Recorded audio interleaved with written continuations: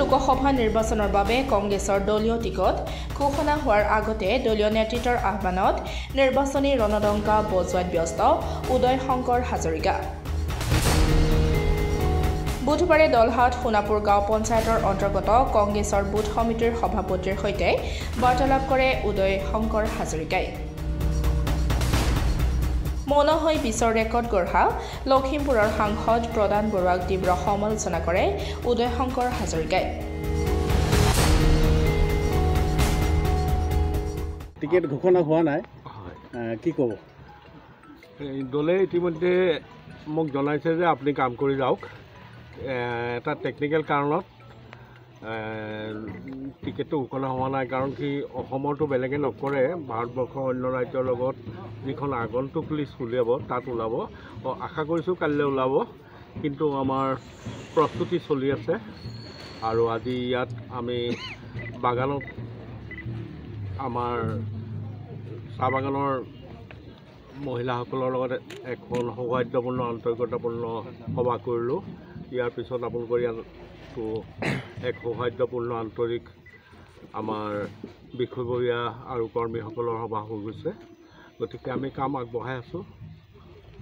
প্ৰধান বৰুৱা কিমান ভোটৰ অৰিহণা আপুনি জিকিম বুলি আশা কৰে? প্ৰধান বৰুৱা বাস্তৱিকতে দেশৰ ভিতৰতে এটা ৰেকৰ্ড কৰিলে।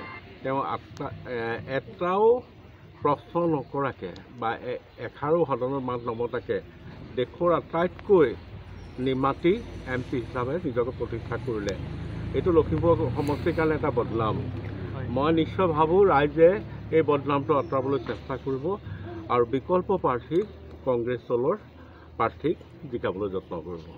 যিহেতু এইবাৰ বিৰোধী ঐক্যমঞ্চ একলগ হৈ আছে, ইয়াত আপুনি যিহেতু এইবাৰ খেলিব ওলাইছে, এইবাৰ ইয়াত যিহেতু আমাৰ লখিমপুৰ যিখিনি বিৰোধী ঐক্যমঞ্চ আছে সকলোৰে লগত যোগাযোগ থাকিবনে? যোগাযোগ থাকিব আৰু তেওঁলোকে এক্টিভলি কাম কাজ আৰম্ভ কৰিছে। আপোনালোকৰ প্ৰচাৰ মাধ্যমৰ যোগেৰে মই ধন্যবাদ জনাইছোঁ, মানুহৰ প্ৰতি শুভেচ্ছা জনাইছোঁ। সমগ্ৰ ভাৰতবৰ্ষ জুৰি এক আন্দোলনৰ ৰূপ লৈছে এই নিৰ্বাচনে, আৰু মানুহ জাগ্ৰত হৈছে। ফাঁকি আৰু বাকীৰ চৰকাৰ নাথাকিব। অমৃত কলহ লৈ 10,000কে দিম বুলি ফাঁকি দিয়া এই মহিলাসকলে ইয়াৰ প্ৰতিশোধ ল'ব। ঠিক তেনেকৈ প্ৰত্যেকটো ক্ষেত্ৰত বস্তুৰ দাম বাঢ়ি মানুহক যি হাৰাশাস্তি কৰিছে, এইবিলাক মানুহৰ একেবাৰে ভিতৰত সোমাই গৈছে। চৰকাৰ বদলি কৰিব। সমগ্ৰ ভাৰতবৰ্ষতেই জাগৰণ হৈছে। গতিকে লখিমপুৰ তাৰ পৰা ব্যতিক্ৰম নহয়। আমি এক বিপুল সংখ্যক ভোটেৰে লখিমপুৰ এই লোকসভা সমষ্টিত বিজয়ী হ'ম। লখিমপুৰৰ পৰা বেদান্ত বৰুৱাৰ ৰিপৰ্ট, ডেমক্ৰেটিক আছাম।